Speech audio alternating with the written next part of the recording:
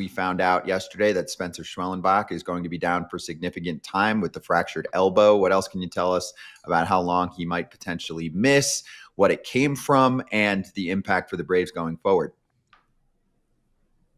Yeah, what's up, guys? So Spencer did a press conference right after the announcement. Obviously, reporters had a bunch of questions, and essentially what they told him was it was a fracture in his elbow, that they don't really know the cause. The term they used was freak injury, which is pretty on brand for how the Braves season has gone. And his timeline was, he was pretty vague about it. He said, it's a broken bone and it's just, how it feels, how quickly it heals. The general consensus was about 4 to 6 weeks. So, at this point in the calendar, I mean, we talked about it on the show last night.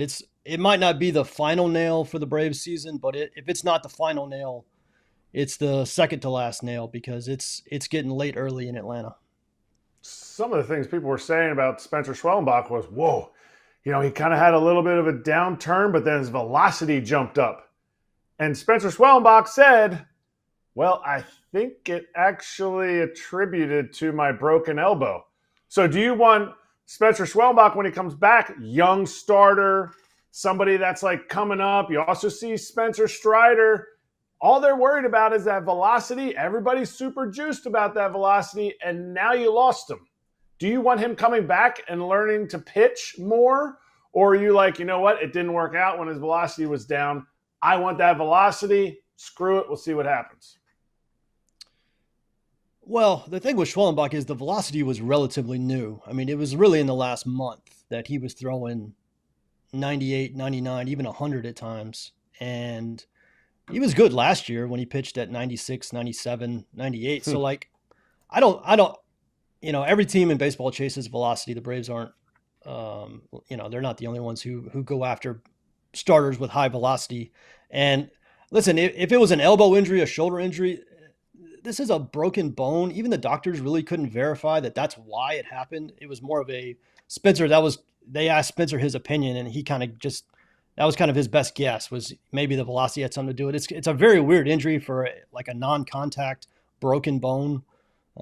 So again, the doctors use the term freak injury. I'm not a doctor. I have no idea, but it was, again, it's just very on brand for how the Braves season has gone. So let's push going forward here with the rotation, and then I want to get to the position players and your tweet about Marcell Ozuna. But where are we at with the rotation and the chances of this team potentially still buying around the trade deadline if they keep themselves more to a 4 to 5 game deficit in a wild card spot? I know Alex Anthopoulos is super competitive. There is still a good core of position players here. Think most of the starters are going to come back at some point later this season. Where are you at? Because if they choose the other side, selling, I was on Fair Territory an hour ago with Ken Rosenthal, and he doesn't see them selling any guys that are on contract for next season. So are they going to do nothing, or are they going to buy a little bit? So it's important to note that Alex Anthopoulos, the Braves president of baseball ops, did a radio interview about 2 weeks ago. This was before the Sale injury and obviously before the Schwellenbach injury. And he pretty emphatically said they're not selling.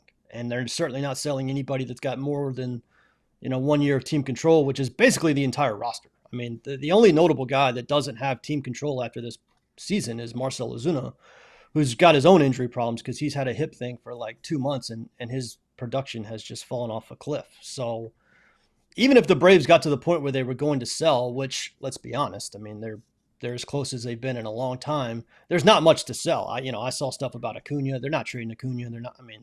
They're not trading anybody they want to compete next year. And, all of these guys, Sale, Schwellenbach, Ronaldo Lopez, they're all scheduled to come back this year. So it's not like these are 18-month injuries that affect 2026 as well. So, you combine wanting to compete next year, you combine not really having a lot to sell this year.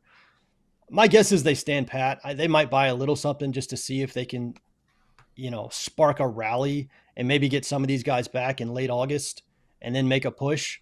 But, a realistic outlook of the team says this is probably not their year. There's not much to sell. My guess is they do a little bit, maybe trade Ozuna if he gets hot. But I wouldn't expect this team to do much at the trade deadline, to be honest. Does that make Atlanta Braves fans feel good or bad? Because you're hoping now.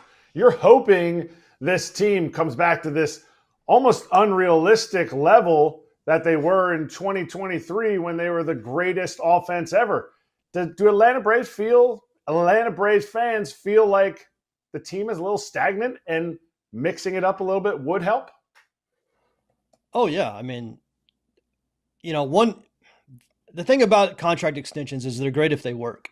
And if they don't work, then you're stuck. And right now the Braves are somewhere in between it working and it not working. I mean, you have to zoom out. The Braves have made the playoffs for 7 straight years. So, I don't want to get crazy with this. They're still a very good organization. But the last couple of years, especially on the position player side, it hasn't worked. And they've dealt with a lot of injuries. And so now you're in a situation where do you run it back with the same group? Because you kind of have to. I mean, Marcell Ozuna is the only kind of big name guy that's not going to be around next year. Technically, Ozzie Albies could move on from Ozzie. He's the guaranteed portion of his contract is up after this year. So they could do something at second base if they wanted to switch it up. They can always find a shortstop. They haven't had a real shortstop since Dansby left. Profar just came back from the PED suspension. So we're going to see what this offense looks like. They've only played 1 game with him, or at least 1 game since April, and they scored 7 runs last night. So they're going to see what the offense looks like with him in the lineup. And then we'll see what the rotation. I mean, all the rotation guys are under contract for next year. So yes, to answer your question, Braves fans do want a change. It's definitely gotten stagnant, but the contract extensions they've handed out, I mean, honestly, they put the team in a little bit of a box. Unless you're okay moving these guys, and Alex has shown zero indication that's true, then you can only kind of manage the roster around the edges. The core pieces are pretty much set. Hey, this episode is sponsored by Huel, so I'm going to take a sip while Todd Father tells you about Huel. And Todd Father, you asked me, when should I drink it? Yeah, what did I tell you? Really, it's the best thing for you. Before a workout, after a workout, whatever you're feeling. Sometimes I'll just drink this just because it tastes that good. The flavor is very good.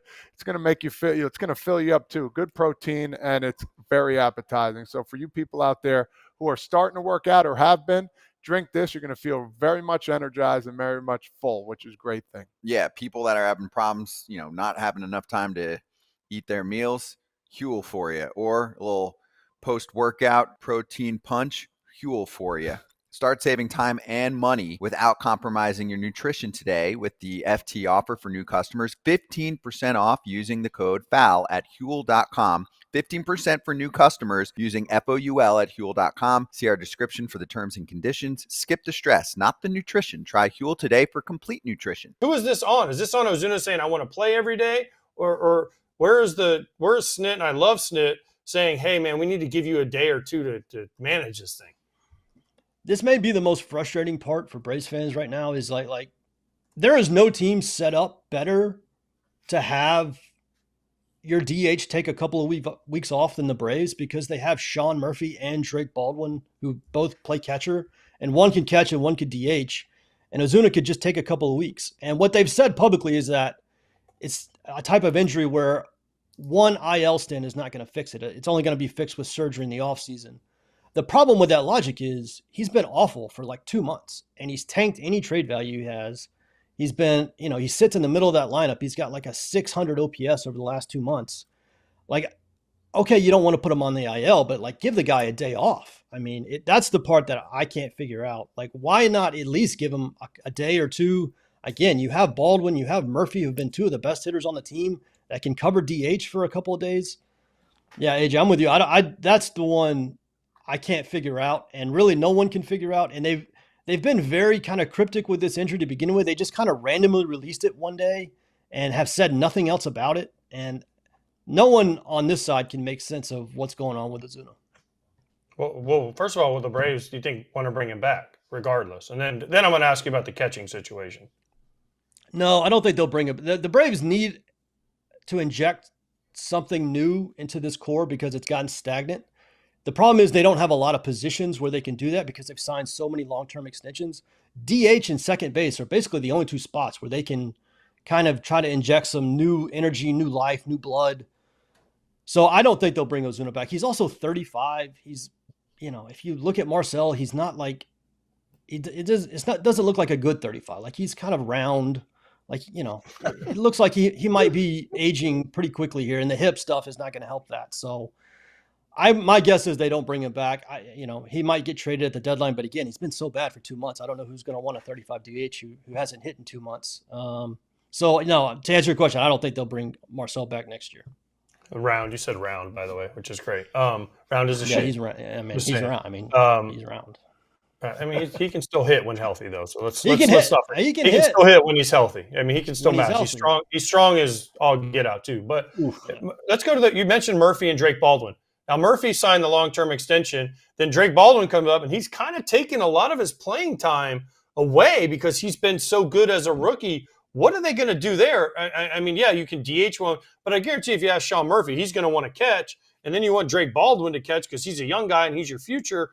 Could they trade a Sean Murphy to try to change? And I'm not saying they'll trade him this year, but is that an off-season trade? Or is a team like, let's say the Rays, who are looking for a catcher help, will come in and say, hey, we'll take Sean off if the Braves eat some of the money?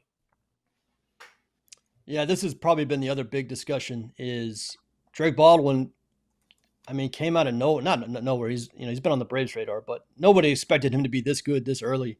And he has. He's eaten into Sean Murphy's playing time because he's been so good. Now, Murphy has also been good. Murphy's been red hot of late. He's got 3 homers in his last 4 games. Has kind of been carrying the Braves offense lately. So this is going to be a fascinating situation because what do? You have 2 good catchers. Murphy's locked up long-term.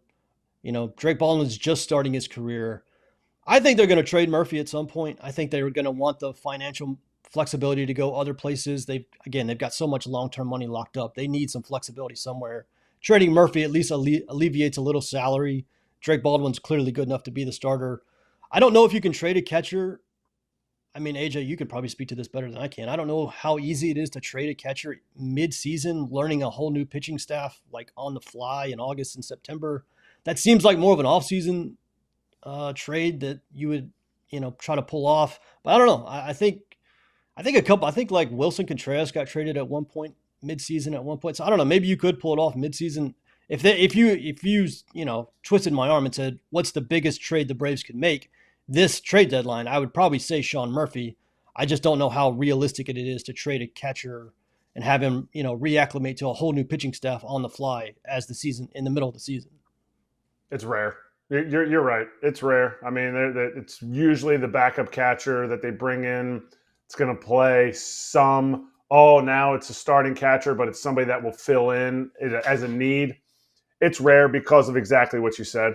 And I think that's one of those things that's tough to do. But somebody that definitely won't play in the playoffs if the Braves crawl out of this and get a wild card spot is your boy Profar. You tweeted last night, I think, about how he's fitting right into this lineup. How much was that out of frustration for you?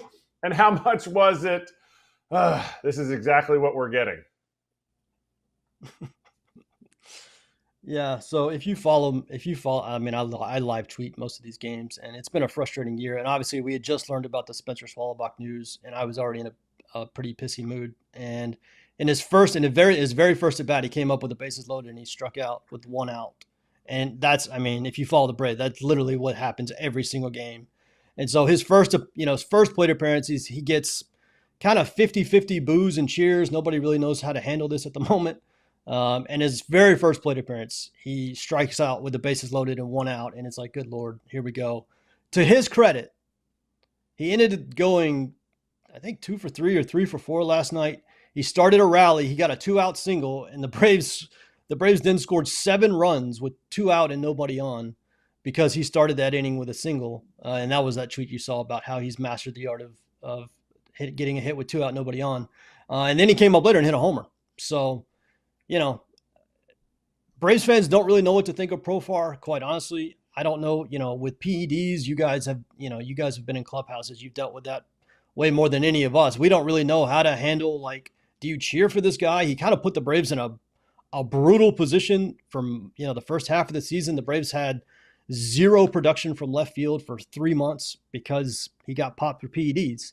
And so half the fan base wants to boo him, half wants to cheer him. what I know for sure is they need him. They need somebody to hit in this lineup. And to his credit, he came out immediately. First game, he hit a homer. He had a couple other hits. Braves scored 7 runs. So we'll see. Hey, everybody. Be sure to like and subscribe for more content. We're back here every weekday, all year long, so do not miss an episode. The videos are coming in all day. Here's another video you might enjoy. Baseball the way it should be covered.